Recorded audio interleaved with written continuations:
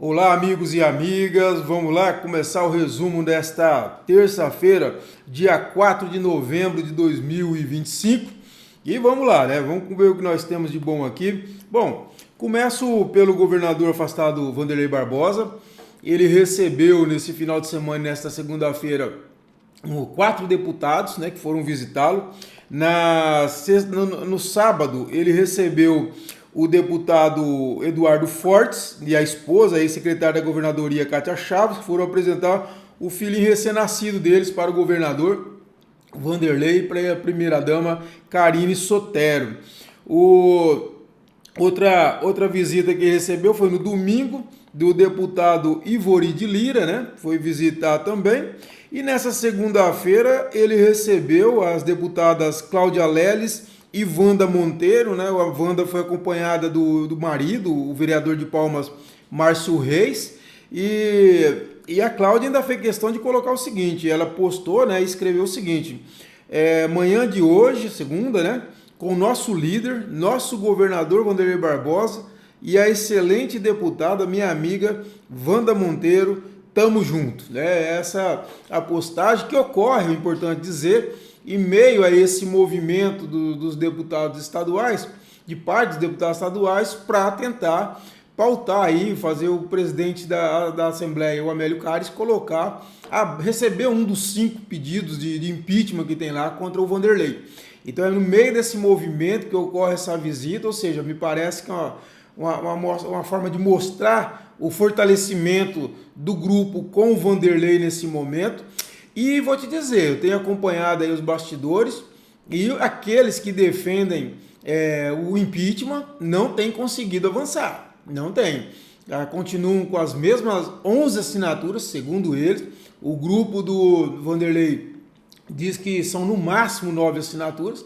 Eles garantem para mim que tem 11 assinaturas, mas não sai disso. O que significa que o grupo do Wanderlei está resistindo às pressões, está muito coeso realmente e vai ser difícil. Agora já estão falando em 13 assinaturas, que seria uma maioria simples, mas o que eu tenho ouvido lá de aliados do Amélio é que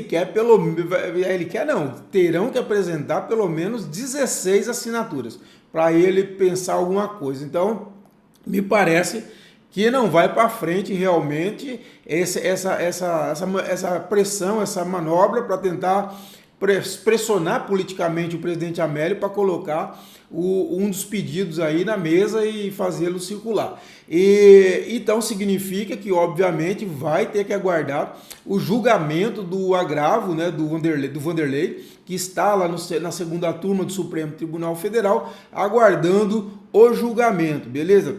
E de outro lado, o governador em exercício, Laurez Moreira, ele convocou uma coletiva para o final da tarde dessa segunda-feira e apresentou um número assustador. Segundo ele, foram identificadas dívidas com a saúde, infraestrutura e sistema penal que ultrapassam R$ 1 bilhão. R$ 1 bilhão. E ele está preparando, o Laurez, um decreto de situação de emergência. Vamos ver aqui o material que o jornalista Marco Antônio Gama fez para nós aqui. O governo estadual anunciou nesta segunda-feira um conjunto de medidas emergenciais para enfrentar o desequilíbrio financeiro das contas públicas, com destaque para a situação crítica da saúde estadual. O Laurez, eu conversei com ele no final de semana passado por telefone, e ele já tinha realmente me dito que está muito preocupado com a situação da saúde, tá bom? O anúncio foi feito durante coletiva, tal, né? Participaram lá então o secretário de Planejamento, o Ronaldo Dimas, e da Fazenda, o Jairo Mariano, da Administração, o Marcos Duarte da Administração e o Vânio Rodrigues da Saúde.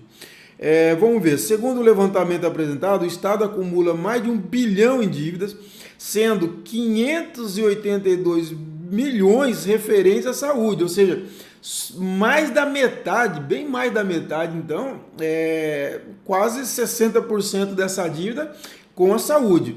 285 milhões do plano Servir e cerca de 110 milhões de outras obrigações. O governo informou que a situação é resultado de anos de acúmulo de restos a pagar, ausência de auditorias e falhas no controle orçamentário. Olha, isso aqui é muito preocupante, gente, muito preocupante mesmo. Lembrando que o governo, ele afirmou, divulgou um tempo atrás que estava com um déficit aí de 150 milhões para fechar o ano, né? Vamos ver aqui. O governador Laurez Moreira afirmou que o cenário exige ações rápidas e transparentes. O Estado está em uma situação difícil, especialmente na saúde. Estamos decretando emergência para reorganizar a gestão, priorizar os serviços essenciais e buscar apoio do governo federal. O decreto de emergência, que será publicado nos próximos dias no Diário Oficial do Estado, estabelece medidas imediatas para o reequilíbrio financeiro da saúde pública, entre elas a criação de um comitê de gestão da crise com representantes da saúde, fazenda, planejamento e administração, auditoria e revisão dos contratos vigentes com fornecedores e prestadores de serviço, suspensão temporária de novas contratações de despesas não essenciais e a priorização do pagamento dos serviços hospitalares e os insumos de urgência. As medidas terão validade inicial de 90 dias, podendo ser prorrogadas conforme a evolução do diagnóstico e dos resultados do plano emergencial. Então, muito grave. A gente já vinha tendo sintomas disso, mesmo na época do Vanderlei, vinha se falando já de contas atrasadas, que não estava pagando, no servir, prestadores de serviços reclamando que estavam com atraso, etc. E outros setores também. Lembra a história do transporte escolar rural, que fez a interrupção no início do ano. Conversei com eles um tempo atrás, disseram que ainda não tinham recebido. Então, há problemas que vêm de longe, né? Já vem de alguns meses que vinha dando sintoma, aqueles números estourando a lei de responsabilidade fiscal. Então, assim, vem dando alguns sintomas faz tempo. Vamos lá. Durante a coletiva, o secretário da Saúde, Vânio Rodrigues, classificou o sistema estadual como doente e apresentou dados que indicam atraso de até 2 anos no pagamento de fornecedores. Olha lá. Ele informou que 357 milhões já foram pagos apenas neste ano para quitar dívidas antigas, comprometendo o orçamento atual. Ou seja, pagou dívidas passadas e o orçamento atual acabou sendo prejudicado. Aí diz ele, abre aspas, boa parte do que foi destinado à saúde em 2025 está sendo usada para pagar despesas de exercícios anteriores. É um esforço para evitar a paralisação dos serviços, né? O secretário de Planejamento, Ronaldo Dimas, detalhou as ações do plano emergencial, que incluem a criação de um sistema permanente de auditoria, revisão de contratos e limitação de novas contratações. Também será instaurada uma força-tarefa entre as secretarias de Saúde, Planejamento, Fazenda e Administração para organizar as contas e renegociar dívidas com fornecedores. Entre os números apresentados, isso aqui é interessante, Dimas destacou o aumento de mais de 90% com gasto de pessoal e de quase 150% no custeio geral da saúde nos últimos 5 anos. Os custos cresceram sem controle, enquanto a receita permaneceu estagnada. Vamos auditar os 50 maiores contratos e suspender pagamentos sem aprovação técnica. O objetivo é restabelecer o equilíbrio fiscal e garantir a continuidade de serviço. O secretário da Fazenda, Jairo Mariano, reforçou que a situação fiscal é grave e envolve também outras áreas, como educação e infraestrutura. Lembra, eu acabei de falar aí da questão do transporte rural escolar, que já vinha com problema desde o início do ano. Estamos diante de um passivo que ultrapassa 900 milhões de reais, ainda estamos consolidando os dados, mas o cenário exige medidas de austeridade imediata, né? Então é isso, pessoal. Situação bastante complicada. Olha aqui, ó, ao encerrar a entrevista coletiva, o governador Laurez Moreira reiterou que a prioridade será estabilizar o sistema de saúde e restabelecer a confiança na gestão pública.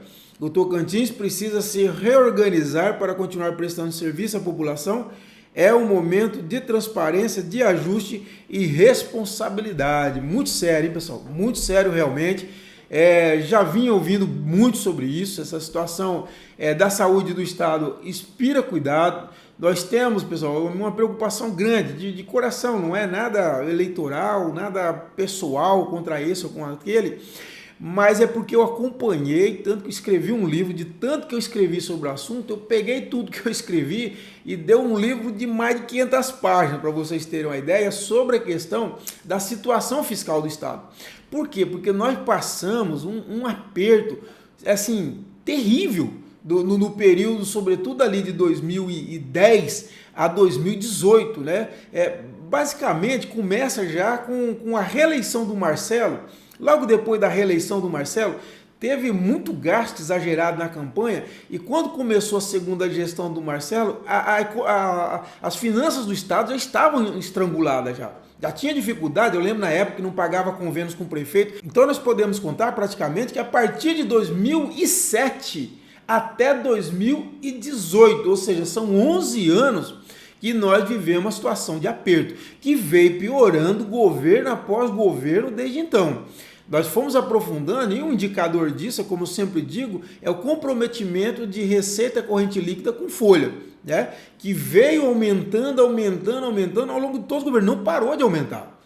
E nesse período nós passamos por sufocos absurdos. Nós tivemos aí, para você ter uma ideia, lembra da mudança da data do pagamento do servidor, que mudou para o dia 12, né? Lembra? Mudou para o dia 12. Nós tínhamos problema do Plano Saúde, que toda semana sim, semana não, era suspenso, fornecedor sem receber para o estado inteiro, ou seja, não havia dinheiro para nada, um descalabro total. E para vocês terem uma ideia, o servidor do Estado, além de ter o problema das atrasos, lembram? Grande atraso de progressões, de database, ainda eles tiveram a sorte, se for assim dizer, que eles conseguiram receber o salário, por exemplo, não lembro, foi 16, acho que foi em 2016, isso mesmo, 2016, por causa daquele fundo perdido que nós tivemos da repatriação de recursos. Vocês lembram disso? Eu lembro no final de ano, chegaram, se eu não me engano, cerca de 500, 300 milhões de reais, uma coisa assim. Foi por isso que o servidor conseguiu receber o 13º naquele ano, senão não receberia.